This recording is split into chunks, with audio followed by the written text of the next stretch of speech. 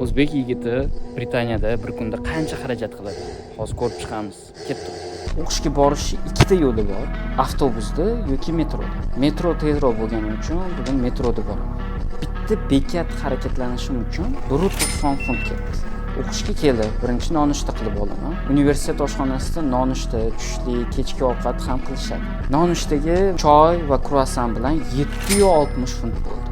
Keyin seminarga bordim, kutubxonada dars qildim va tushlik uchun yana oshxonaga bordim.